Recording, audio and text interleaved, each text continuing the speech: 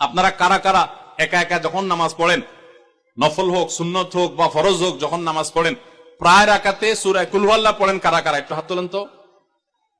আচ্ছা, হাত নামান। খুশি হয়ে হাত তুলছেন, মনে করছেন প্রশংসা পাবেন। প্রশংসা না, বরং একটা বদনাম পাওয়ার ভয় আছে। সূরা ইখলাস, এটাকে আমরা সাধারণত কুল হুয়াল্লাহ সূরা বলি, তাই না? ইখলাস মানেটা কি? আমরা যেহেতু এই সূরাগুলো নামাজের মধ্যে সবচেয়ে বেশি পাঠ করি, ঠিক না বেঠিক? এই সূরাগুলো অর্থাৎ শেষের দিককার সূরাগুলো আমরা যেহেতু বেশি নামাজের মধ্যে পাঠ করি, এই সূরাগুলোর অর্থ যদি আমি জানি, ব্যাখ্যা যদি আমি জানি, তাহলে নামাজের মধ্যে মনোযোগ ধরে রাখা সহজ হবে। কারণ আপনি মুখে কি পড়তেছেন আপনি নিজে অর্থ বুঝেন না, মন্ত্রের মতো পাঠ করতেছেন।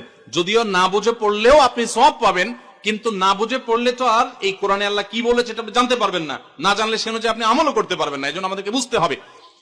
এই জন্য সূরা ইখলাস সম্পর্কে আমরা জানি। ইখলাস এই সূরার নাম, সূরার নাম হলো সূরাতুল ইখলাস বা ইখলাসের সূরা। ইখলাস শব্দের একটা অর্থ হলো পিওর করা, খাঁটি করা।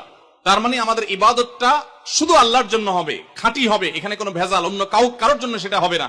আমাদের দোয়াগুলো সব শুধু আল্লাহর জন্য হবে, খাঁটি এবং ফ্রেশ ভাবে আল্লাহর জন্য নিবেদন করবো, সাথে আর কারোর সেখানে শরীক করব না।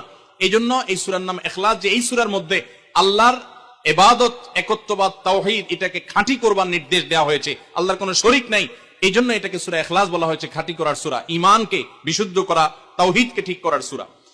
একইভাবে ইখলাসের আরো বিভিন্ন অর্থ এবং বিভিন্ন ব্যাখ্যা আছে, আমরা শুধু এটুকু বলি। এরপর আসা যাক সূরা কুল হুয়াল্লাহ। কেন আল্লাহ তাআলা এই সূরাটা নাজিল করলেন? কোরআনে কারীমের বিভিন্ন সূরা, বিভিন্ন আয়াত নাজিলের প্রেক্ষাপট আছে, যেটাকে শানে নুজুল বলা হয়। কেন এই সূরা আল্লাহ তাআলা আমাদেরকে দিয়েছেন, এ সম্পর্কে প্রিয় নবী সাল্লাল্লাহু আলাইহি সাল্লামের এক সাহাবী, তার থেকে একটি হাদিস বর্ণিত আছে। সেই হাদিসের আলোকে আমরা জানি যে মক্কার মুশরিকরা, মক্কার কাফিররা, অবিশ্বাসীরা, তারা প্রিয় নবী সাল্লাল্লাহু আলাইহি সাল্লাম যখন তাওহীদের দাওয়াত দিলেন, আল্লাহর পথে আসার দাওয়াত দিলেন, তারা বলল, মুহাম্মদ, আমরা তো সবার বংশ পরিচয় জানি। সেই যুগে মানুষ ওটের পর্যন্ত বংশ পরিচয় জানতো, শিখতো। তো নবী সাল্লাল্লাহু আলাইহি সাল্লামকে তারা জিজ্ঞাসা করেছে, মুহাম্মদ, তোমার যে আল্লাহর কথা বলো, ঈমান আনার জন্য বলো, তোমার আল্লাহর বংশ পরিচয়টা একটু আমাদেরকে জানাও। মক্কার মুশরিকদের এরকম হাস্যকর দাবি শোনার পর প্রিয় নবী সাল্লাল্লাহু আলাইহি সাল্লামের প্রতি আল্লাহ তাআলা এই সূরা নাজিল করে তাদের এই প্রশ্নটা যে অবান্তর, আল্লাহ তাআলার যে কোনো বংশ পরিচয় নাই, আল্লাহর যে কোনো জন্মদাতা নাই, তিনি যে কোনো জন্মদাতার মুখাপেক্ষী নন, সে বিষয়টাকে আল্লাহ তাআলা বিশদভাবে এই সূরাতে বিবৃত করেছেন, বর্ণনা দিয়েছেন। এই জন্য ওই প্রেক্ষিতে এই সূরাটা নাজিল হয়েছে।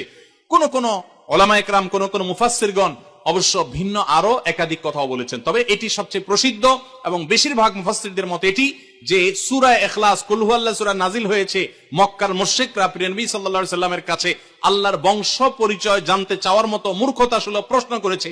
সেই প্রশ্নের জবাবে এই সূরায় আল্লাহ